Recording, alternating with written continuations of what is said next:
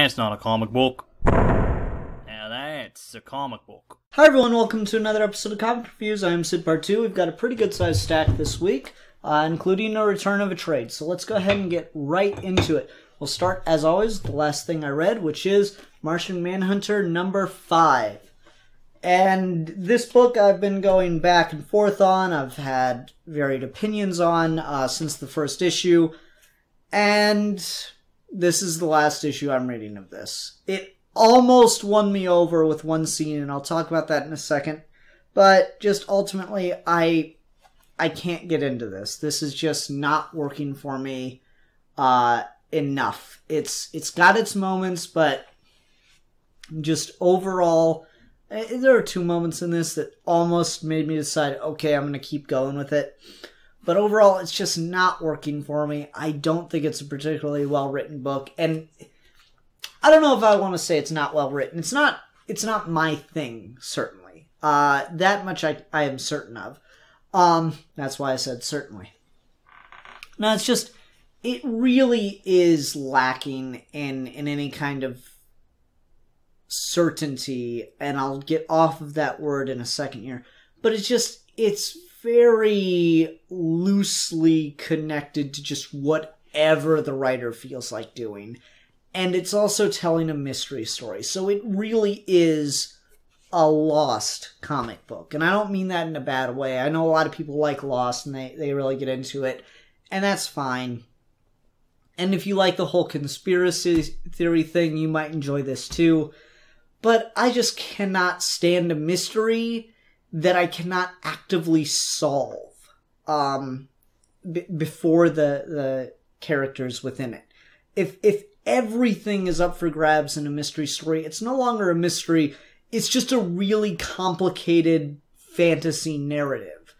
And that bothers the hell out of me. There's nothing you can do to really get your head around anything that's happening in this book. It is all whatever's going on with those characters at that moment. And I can see why people would enjoy that. I understand people liking the mystery for the mystery's sake, and they don't really want to be able to guess the answer. They want to be wowed and surprised time and time again. But that's just not my thing. The character work in this is interesting. So, like, you have Mr. Biscuits, who at first seemed like he was going to be a villain to me. And they're all sneaking into this airport, or sneaking through an airport trying to get on a plane. And there's like this whole idea of Martian Manhunter has split himself up into multiple people, multiple bodies, whatever, so that he'd be harder to kill and he can't be used against the people of Earth because the Martians are attacking him kind of a telepathic way. You see how this is getting very complicated. Ignore all that. So basically, Martian Manhunter has split himself up into several distinct people. And Mr. Biscuits is the strangest. And so they're trying to sneak him through airport security in just this giant duffel bag. And so we get this thing where they put him on the conveyor belt. And then he peeks out of the bag. He's like, dark tunnel. Dark tunnel! Ah! It's warm x-rays. Warm x-rays. Actually, that wasn't that bad. It was quite pleasant. That was pretty funny. Like, that almost won me over. And then just a couple pages later, for all you slash fiction fans, one of the other personalities he split himself up into was an Arabic woman.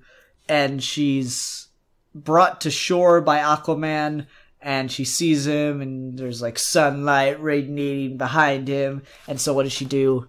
She makes out with him. Like right away. It's the very first thing she does. And she's like, and Aquaman falls over. She's like, John? She goes, I'm sorry, I'm really sorry. It's just the beach, the waves, you saved my life, and, well, you're just ridiculously hot, aren't you? So my theory, at least, and I guess that's what you could call Lost, is it's speculation porn.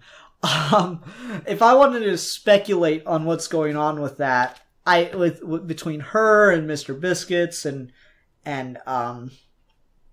this detective that John is also a part of. I guess he split himself up into multiple people, and that each person is a different facet of his personality in kind of that Freudian sense, only there's more than just the three. So you have Mr. Biscuits, who's kind of like, I don't want to call him id, but certainly an irrational part of the mind that's kind of unfiltered. I'm trying to think exactly how I want to describe it. Unfiltered, knee-jerk, whatever's coming to mind right away. So it's similar to the id, but not in the sexual sense. That term id has a lot of baggage with it because it's Freud's, and so there's all this talk about sexuality and stuff with the id, and that's not really there because Pearl, the character that we just saw kiss Aquaman, she seems to be the sexual side of John's personality, the adventurous, risk-taking side.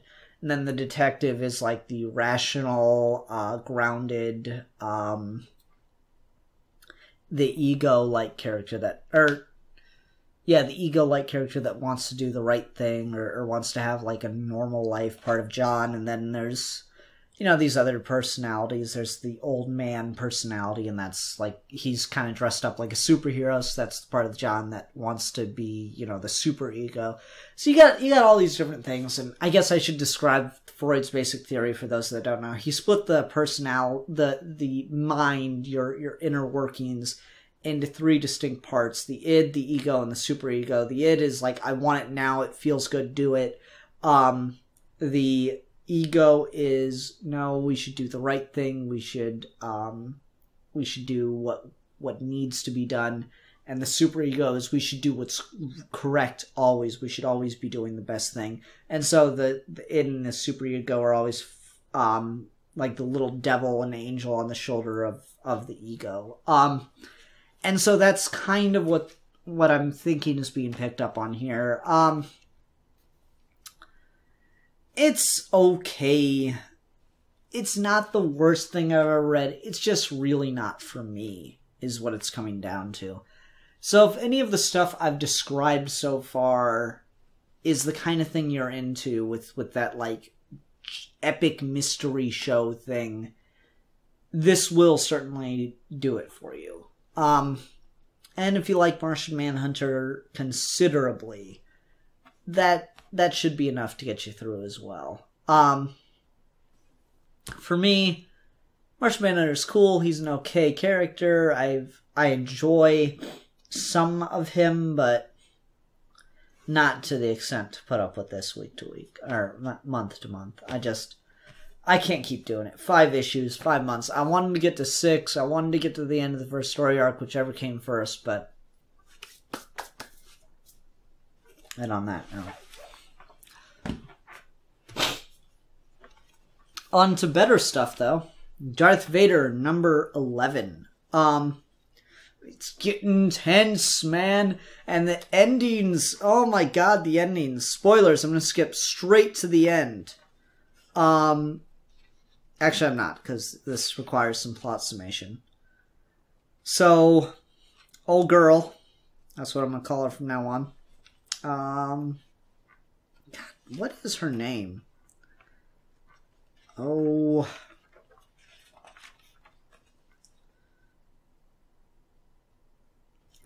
Whatever. Anyway, the girl that's been working for Darth Vader, she is meeting with the Afra. Is that how you say it? The auntie, whatever.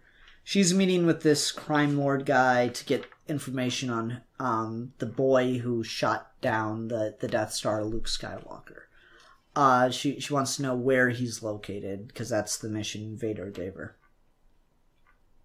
So she goes and meets with him and gives him like a ludicrous amount of money to get the information.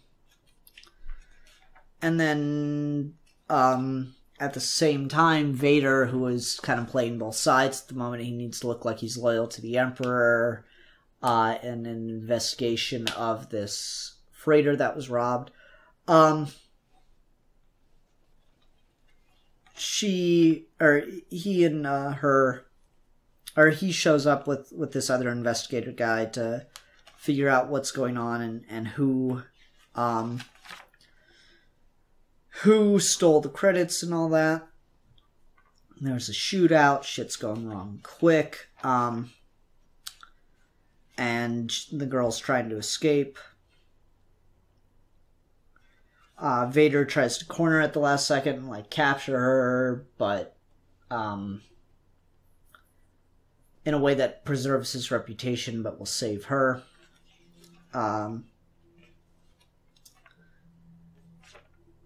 He ends up not being able to do that because she knows where Luke Skywalker is, so he has to give her a chance to get away, and, like, fakes a trap for himself, to get caught under some rubble, so that when the stormtroopers get there and their ship's taking off, he's able to emerge from the rubble. And then their ship takes off into this weird Stormcloud Nebula thing as they try to get away from the Imperial fleet, but they get toward the other end of the cloud and they've been blockaded in by the Imperial fleet with little chance of escape, so they have to turn back into a cloud, which is described as being about as navigable, that word, as an asteroid belt. And so the guy that's working with Vader says, sooner or later we'll have her in our hands, and then we'll see what she has to say. And so Vader's, like, left with just this like no-win scenario right now. He's got very little that he can do, and he's kind of scrambling for ideas. He thought trapping himself underneath some rubble would be enough, but what do you do about an Imperial fleet right outside trying to make sure that this ship does not escape while the ship is in a nightmare disaster at any second kind of situation? So it's brilliant, is what it is. This is truly a spy book, which is fucking cool. It's just friggin' awesome, and there's a shootout, there's a bunch of Star Wars action, but there's a bunch of, intense drama going on. It's a really good book. I'm enjoying the hell out of it. Oh, man. I just really want to read the other issues that I missed, and I guess I'm gonna have to wait for the trade. But yeah, so, like, you get that last moment where Vader's like, what the hell is he gonna do? And then the next page after the ad is next issue 11/11/15. Genius. That is just absolutely brilliant marketing. And as we get closer and closer to Star Wars, this book is getting better and better. But all the same, boycott Star Wars Episode 7, because white genocide. Can't believe these people. Anyway, I don't know what else to really say. It's just really good driving action that really gets you into it, and you just feel the oomph of every moment, and it's really great paced. Just the pacing of the book is something I guess I can talk about for a little bit. It's so electric. Like, every beat hits just right, and then there's something else, and everything just keeps building and moving, and it's so quick, and it's so hard to keep up with all the little details, but in a good way. It really does feel like a heist movie, or like a spy movie, where everyone's kind of got their own agenda, and they're all working towards, like, different goals, but through the same means. So there's this inability of trust between all the characters, and that's really cool. Yeah, it's good. It's really good, and I don't know how much else I can say about it. Wonder Woman number 45. This wasn't half bad. I didn't love it or anything, but it wasn't terrible. I'm really thinking that Strife is, I guess, this new 52's version of Giganta. Which, whatever. I'm a little disappointed for Giganta fans, but it's a giant woman in a really weird dress that seems to be just as revealing when she's a giant as when she's normal sized.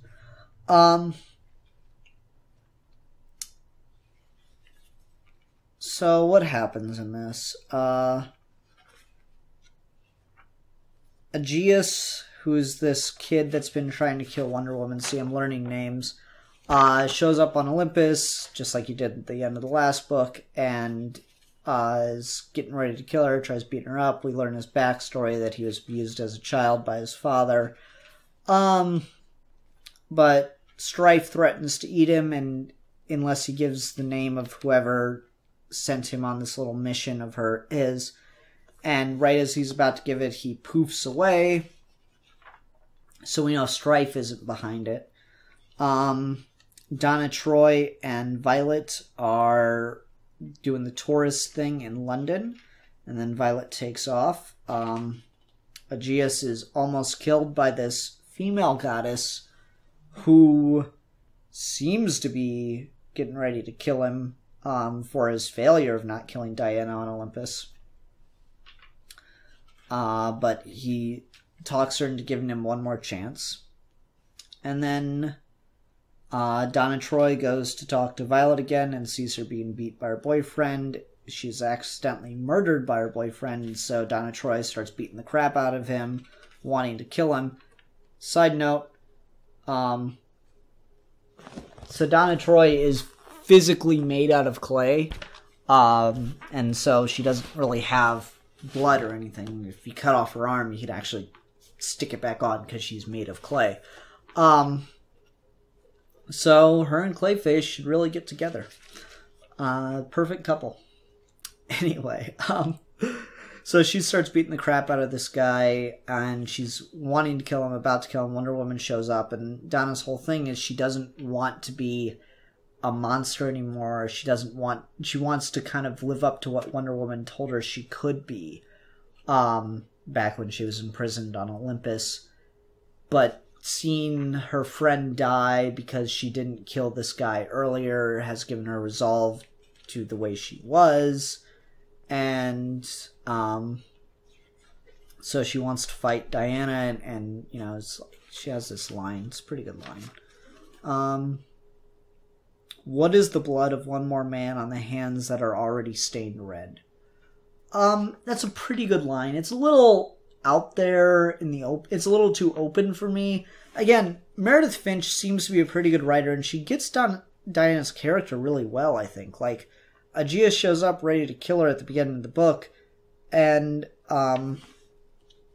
like, he's punching the shit out of her, and Wonder Woman knows that fighting this guy is what he wants. It's like, so she says, "No, Aegeus, it doesn't. It looks like a young man in a lot of pain. Please let me help you." And he keeps punching her and beating her up, and she's letting herself be up. She's like, "Aegeus, listen to me. No one here wants to hurt you. You didn't deserve what happened to you as a child, but you have a choice now. You can choose something different, something better for yourself." And so he's 100% determined at that point to become a god, and so Wonder Woman decides then she has no other choice but to try to stop him. But I like that Wonder Woman doesn't want to hurt this kid. So I think Finch gets the characters and the motivations really well, and her storyline plotting is really good, but just the how do I want to put this?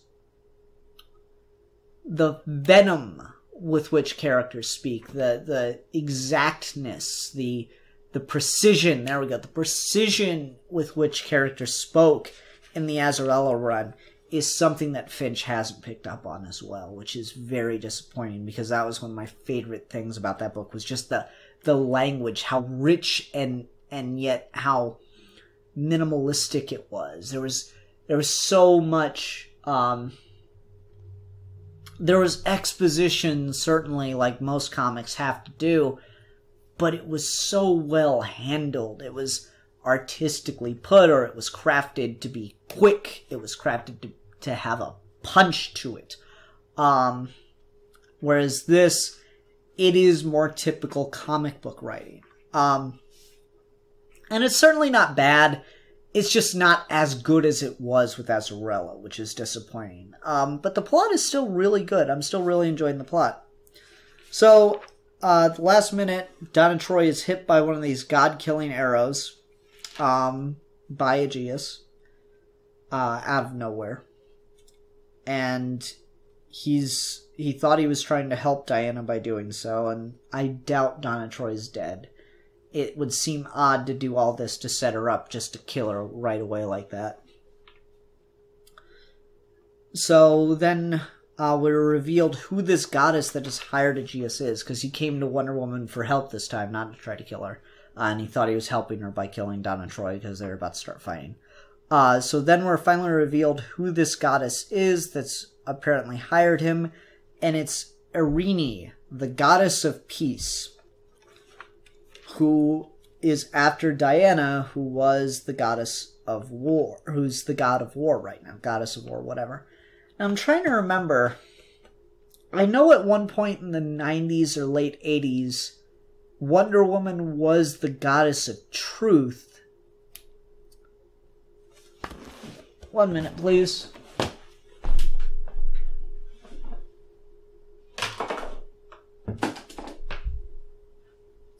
Let's look up some information if my phone wants to work for me this time, shall we? God of Peace. I'm probably going to get a lot of Christian sites or some tell me Jesus is the way. Yeah, I'm getting a lot of... Okay, let's try something else. Greek God of Peace. Irene. So how did she spell it in this? Shouldn't have thrown the book down. Let's find some... Yeah, so it's similar pronunciation. And yeah, there's the other version of the spelling that matches the book. Irene was the Greek goddess of peace. She was sometimes regarded as one of the Horae who presided over the seasons and the order of nature, and were the daughters of Zeus and Themis. So, she's the goddess of peace, probably a rather minor character. I consider myself pretty well versed on Greek mythology, and she's never come up before. But so we have the goddess of peace plotting to dethrone the god of war, which makes sense. Because we haven't dealt with it in a while because things have been pretty back-to-back lately, but Wonder Woman is certainly having trouble in some ways adjusting to being the god of war right now. So we have the goddess of peace plotting against the goddess of war, god of war, whatever. And that's certainly interesting, because that's not out of character at all for anyone in the Greek pantheon to be plotting via political violence. Even the goddess of peace, I'm going to say, just because. Daughters of Zeus typically are portrayed as essentially angels. They can never do any wrong, but they're very often not important. So this is pretty much Meredith Finch creating her own version of the character and just giving her the name Irene, Goddess of Peace, from what little we know of her thus far.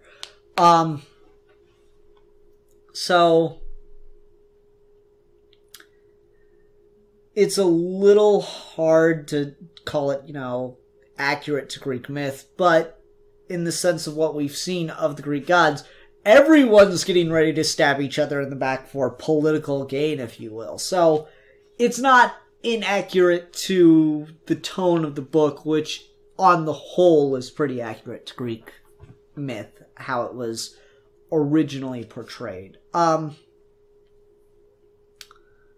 So I'm of multiple minds on it, but I like the idea that the Goddess of Peace is using political violence to rid herself of the God of War, or at least to be in control of the God of War, since she was promising that role to Aegeus. And I guess the way it works in this version is you can become the god of a particular thing if you have divine blood and you slay that god. Or you gain dominion over their realm, at least. That seems to be what the case is. They're a little vague about that, and I think intentionally so. So this isn't bad. It's not the strongest the book's been, but there's a lot of good here. There's a lot of interesting stuff here. It definitely has kept me interested in continuing to read the story, and I still do think it's a really strong book. And even if you don't like the tone of the approach, if you will, to Wonder Woman's character, I do still think it holds up pretty well, just as a cool Greek myth story. And Wonder Woman's character herself remains completely true. The big criticism people have lobbed at this is it's not really Wonder Woman, and that I cannot disagree with more. It is totally Wonder Woman. She is completely written in character consistently.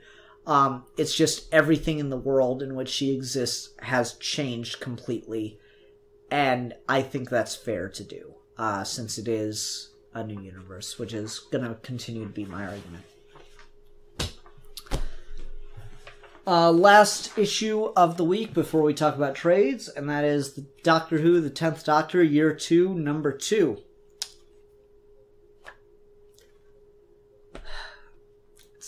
Why did you renumber? That's so weird. Anyway. So here we're picking up from the, oh, what did they call them?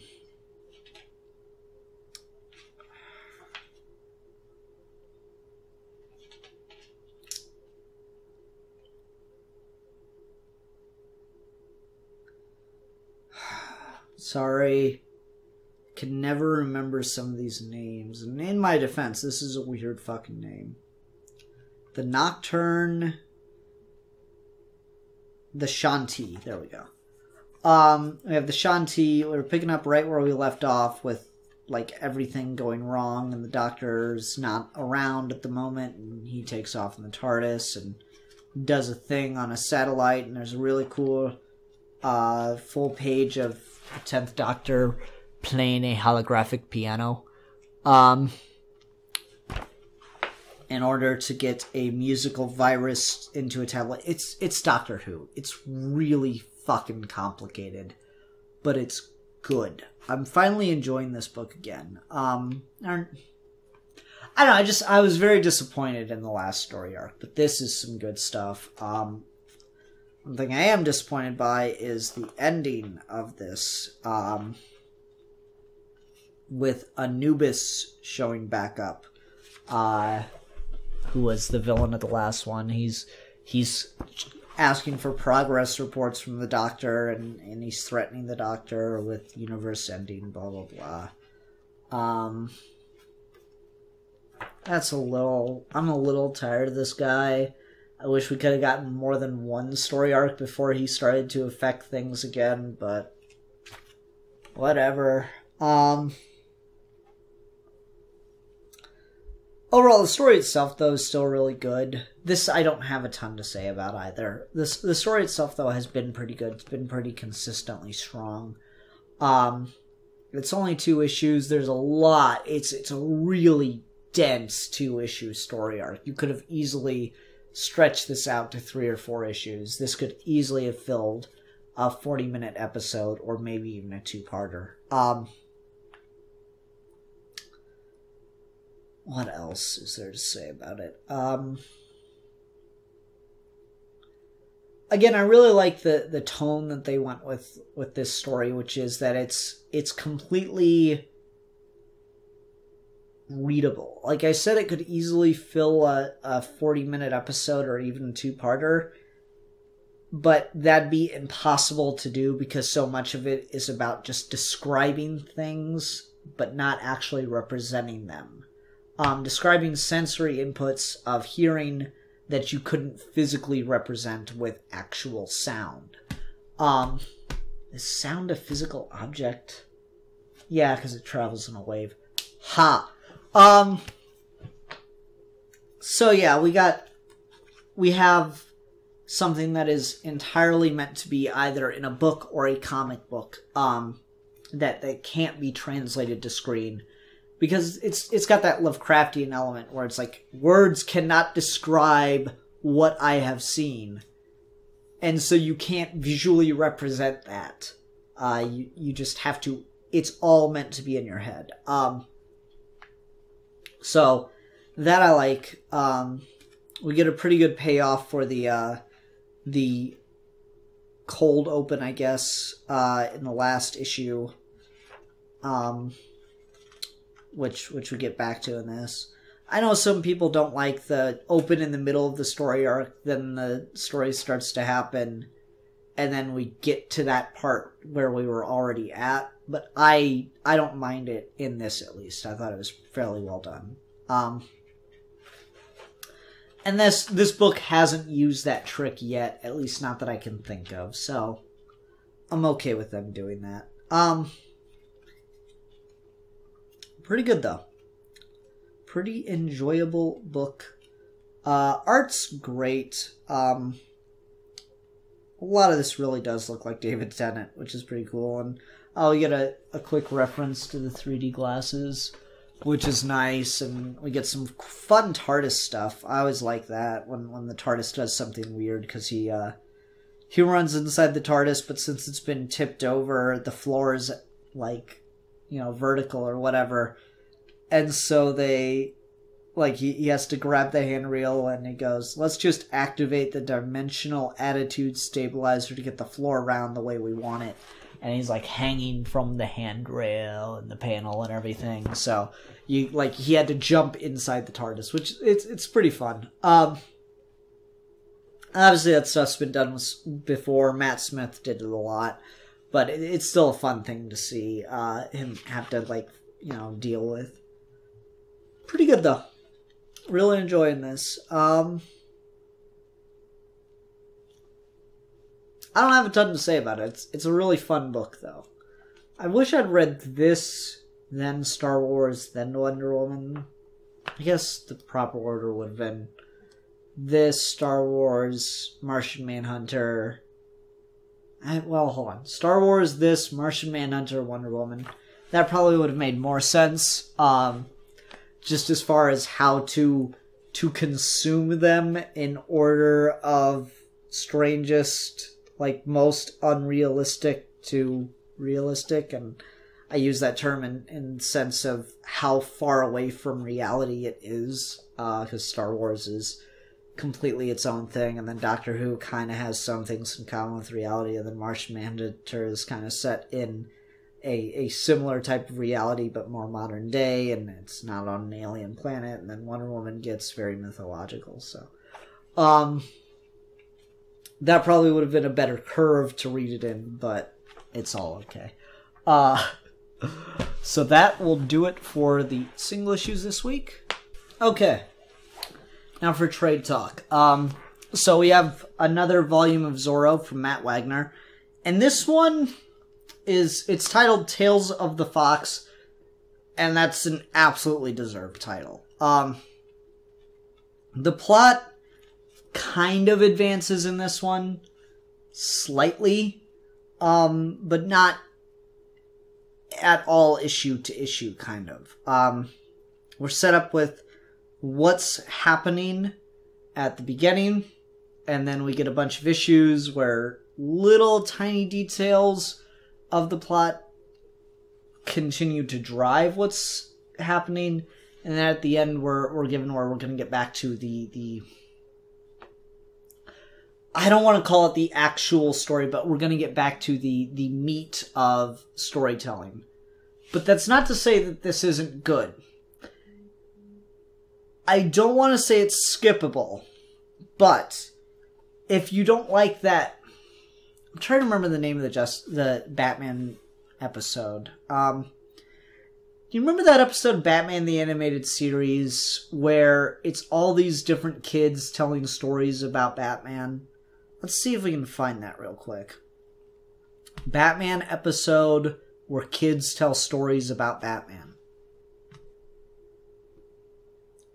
Maybe the internet will be magical. Legends of the Dark Knight! Ah, yay, go internet. Legends of the Dark Knight was that one where all the kids are telling, like, oh no, it's like this, and so we get, like, kind of the animated version of the Frank Miller Batman, and we get kind of, like, 60s style Batman that's slightly reminiscent of Adam West, and we get all those different, you know, versions of Batman. Magical water appears. There wasn't an edit or anything. So that's really what we're getting here. And this book has completely admitted that it is borrowing from Batman because Batman borrowed from Zorro. And that's fine. Again, I think it's maybe going a little too far with that, especially in the first volume and the whole, you know, League of Shadows kind of reminiscent thing. That, I think, is over the line, but it's okay. Because it's like this much of the book. And not even, like, if it were to, like, actually get the book, it'd be, like, you know, like, that much of the book. So anyway, that's not in here at all. What's going on in this one is we have the lead general, if you will, the person who is at the topmost in charge of the California province.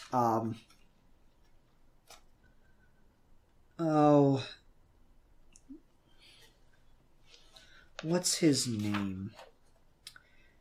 We get actually a pretty good preamble here, so I'm going to go ahead and read it out. In 1805, the Spanish crown withdrew its support of the seated governor of Alta California, Jose Joaquin de Arreaga.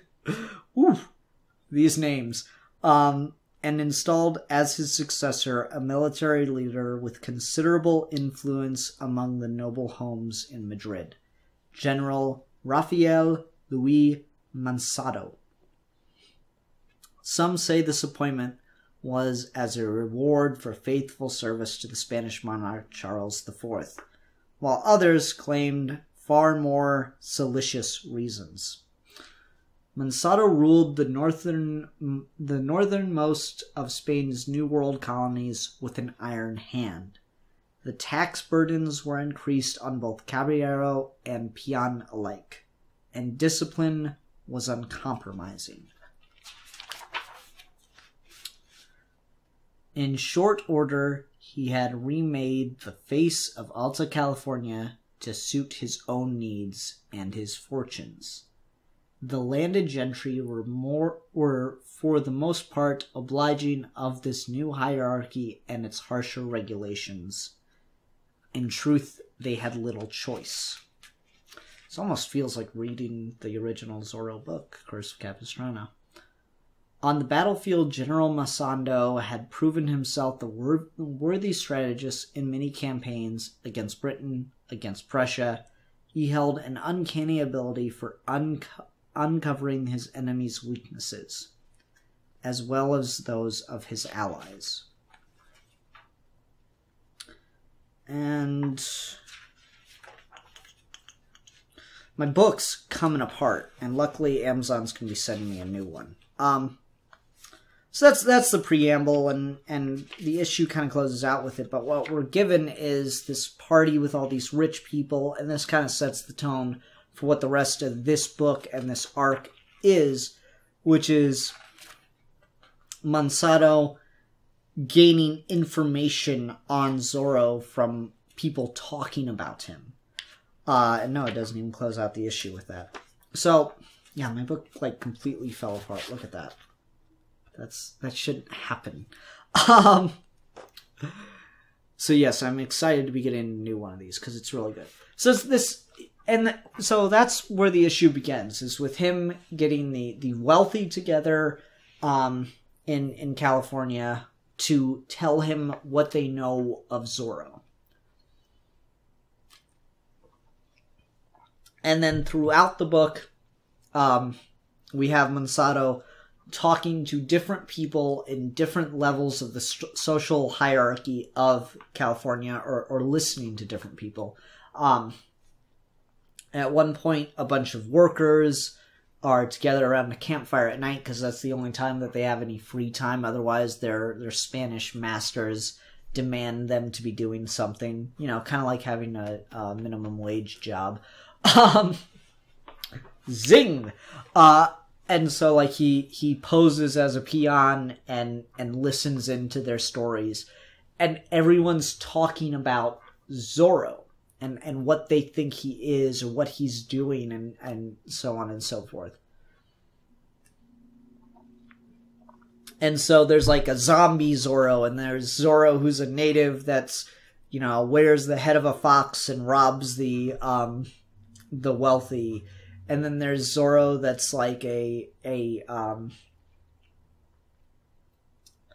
native that has gone on a spirit quest and has turned the spirit of the fox into something evil so that he can gain material things from it. And there's all these different interpretations of what it is Zorro's doing, and then there's people that have actually seen Zorro and are curious of he's curious of their accounts. There's a homeowner or a hacienda owner, if you will, that is not pleased, that is incredibly strict and incredibly harsh on his servants, so that any mistake is severely punished and people are mistreated horribly. And Zorro shows up and cuts a Z across his face, as a warning. That's Zorro's type of warning. Batman ain't got shit on Zorro. Cuts a Z straight across his face that if he doesn't start treating people incredibly well, Zorro will be back. And the guy doesn't even question it. Like, it's a complete 180 in these 2 6-month periods of how his staff is treated. No one is meant to do any work that they're not able to, and whatever they're able to turn in is automatically good enough for this guy. So it's just a night and day difference that Zorro inspires in this guy. And so the general is told about that, and it's just all these different things compile on top of each other to go with this building legend of what Zorro is. And so it's the legend continues. The legend lives on. The California Devil, they call him and stuff. And so just this story just keeps building and driving and moving forward. And so at the end, we have the narration return, the very end of the book.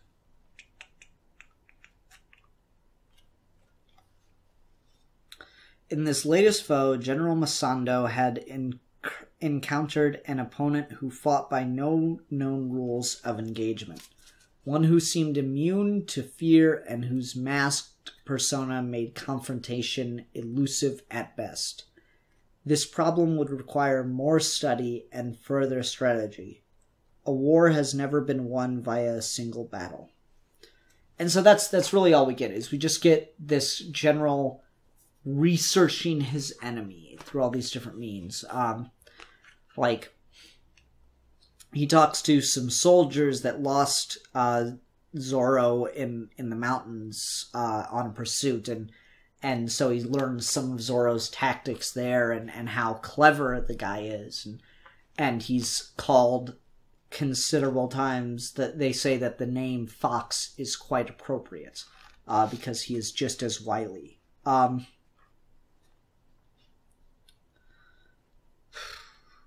And he's very disappointed in his subordinates because he thinks that they're very bad at their jobs and that they're not doing enough. But the more he hears, the more he's willing to buy the legend himself as well.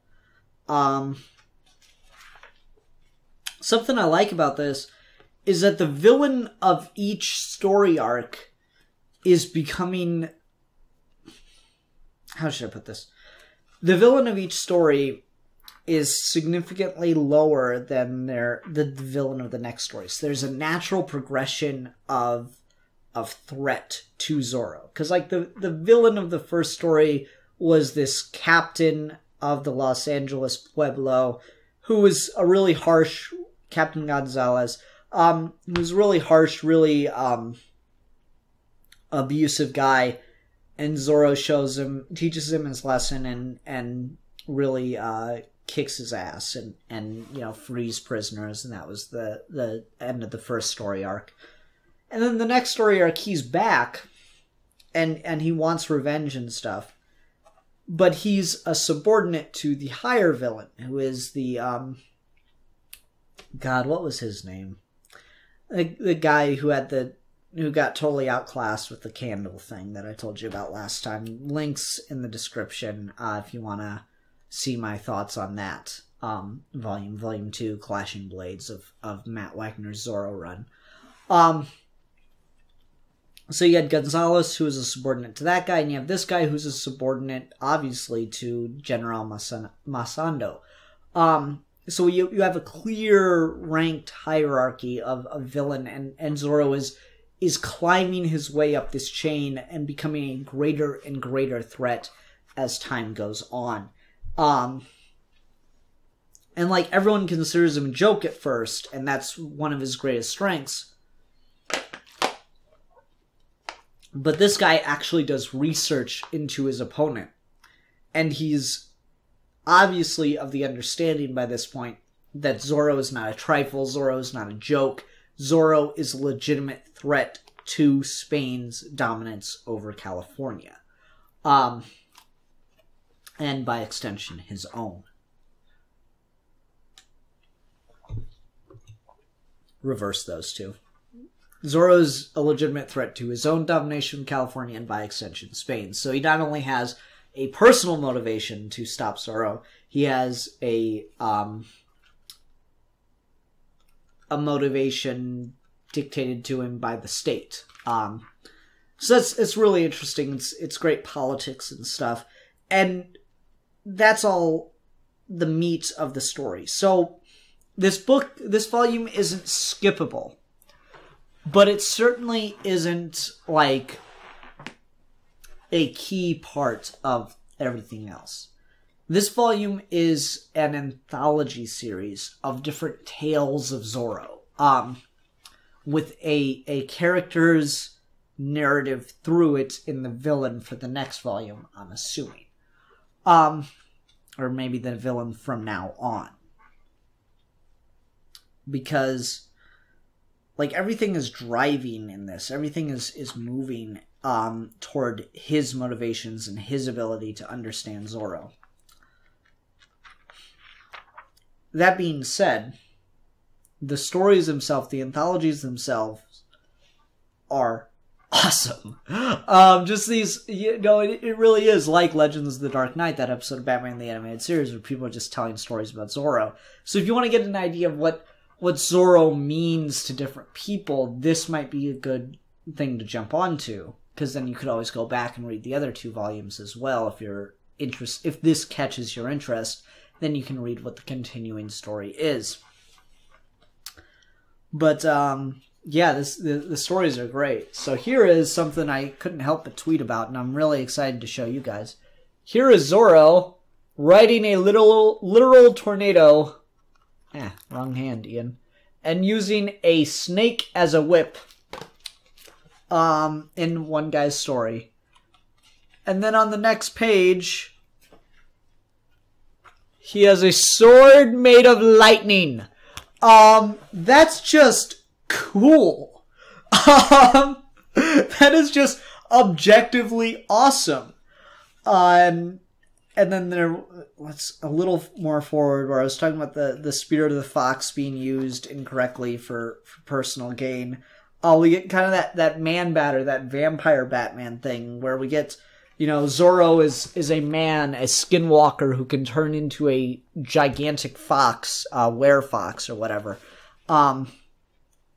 And so we get that take on him. And so there's all this fear and this misunderstanding of what Zorro is, but he's inspiring all these people to talk about him. And then we get like, oh, he's just some rich guy that does this for fun. He doesn't really care about us. He's just looking to get his thrills because he's bored with his, extravagant lifestyle. And so, cough, cough, gay blade, cough, cough. And then, but predominantly there's a narrative that everyone, that has these negative tales is told immediately, no, that's not true. There's elements of truth to everything everyone's been saying, but ultimately he is still a good man. That's what, in these group tellings, that's what's continuing to get pushed forward, is ultimately he is still a good person. He knows of the old ways, or he is a gentleman. Zorro is more than the sum of his parts. Zorro is a combination of all these different things, which is really fascinating. Let me just read that one, since it's actually really short. There's this woman telling this story. It was sunset before we decided to return, only to discover that her eldest Rico had gone missing. Rico, Rico, where are you? Rico! Desperately, I climbed higher into the hills, for such terrain has always called out to young boys. Suddenly, I heard him crying. At last, I found him. A wild puma had him cornered against a precipice. I screamed, hoping to draw its attention, but to no avail. And then a miracle. As some have mentioned, he appeared out of nowhere, so fast I never even heard his mount's approach. He never hesitated for an instant. Junata, you are right. Junata, you are right. He has some knowledge of the old ways. He yelled to the puma, taunting it not in Spanish, but in the Tanagava tongue. He told the cat to flee before raven and hawk came to pluck out its eyes. He called the beast egg stealer and dung eater, until finally the puma turned tail and ran. To Rico he whispered gentle words in Spanish, called him brave and muy macho. Santos, you are right as well. His bow was courtly, and his steed was indeed magnificent and well fitted. Surely this was a caballero. But this was no god, nor spirit, nor rogue. This was merely a man, a brave and capable man. But Miguel, you were right. He was, most definitely, a hero. It's so simple. It's Zorro saving a kid from a cat. Like a big cat, but still, it's Zorro saving a child. And that's what he is. He's all these things. He is a rich, affluent gentleman, but he's also aware, at least, or a member of the tribes, of the downtrodden. He understands them in a fundamental way that no one else could. So that's really, really great stuff, and it just makes the book so much fun to read and so good to get into. And so the stories are so fresh. It's like, okay, every story is Zorro saves the day. No, it is not! There's things where they talk about Zorro being a monster and being some kind of like zombie spirit or whatever that haunts the West. So it's all over the place with the kind of storytelling you get. And it's exaggerated, or it's understated, or it's mockingly, it's humorous, it's fun, it's Zorro, it's cool. Read it, you fucks. I'm sorry, read it, people. Though it is really great stuff. And I'm really happy that I'll be getting a good version of the book that's not, missing pieces like that, or losing pieces, I suppose. So, everyone, I hope you enjoyed. I hope I've convinced you to go out and buy this book, because it is fucking cool. And this certainly is something that it's not an origin, which is really helpful to get into, because origins always have kind of a slump you have to get over. And it's not super complicated plot, because it's pretty much your basic setup of, okay, Zorro's doing his thing, and there's a stinger at the end, and the plot of the overarching plot of the book is still a part of this, but there's plenty to... It's not overly complicated. It doesn't prevent you from getting into it, because the plot is pretty simple. The new bad guy is being introduced, and there's some more stuff going on with Diego and the girl of the one house. So it's not complicated, and there's still references to other things that are going on. What is her name? Lolo? No, that's her nickname. Whatever.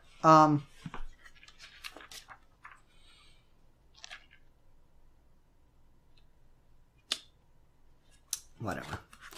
There's stuff going on with that, but it's so minor to the rest of the stuff that the driving story is like the overarching story is not at all a big part of this book. It certainly helps for those of us that are reading the entire thing, but it's not at all necessary to know to get into. It's really basic Zorro stuff. He's trying to woo a woman, he's dealing with a secret identity, and we're having a villain introduced. That's it. That's all of the baggage, if you will, from the fact that this is the third volume in an ongoing series of, yes, 3 and 2 is 5, Ian, of 5 volumes. So there's certainly nothing that keeps you from getting into this. So if you're the kind of person that doesn't like to really start with an origin, you want to know like what the tone and style of writing is going to be outside of that, this is great, because it's all just these short stories that tell like tales of Zorro that are contradicting, that are flat out wrong, and that's fun. So yeah, you should really pick this up. Tales of the Fox, great volume. Try to get a version that's cover isn't falling off of the pages. All right, that'll do it for this week's episode of Comic Reviews. If you have an ongoing book that's coming out that you would like to hear my thoughts on, please leave it in the comments below, and I will pick up at least one issue, maybe more. If I like it enough, I will add it to my pull list. Also, if you have any trades or graphic novels you think you would like to hear me talk about, please leave them in the comments below. I can't promise I'll get a hold of them right away or anything. But I will keep an eye out for them and try to pick them up and give you my thoughts on them here on Trade Talk. Alright everyone, that's going to do it for this week's episode of Comic Reviews though. Thank you very much for watching. Until next time, I'm Zorro2 and I'll be reading things. Bye!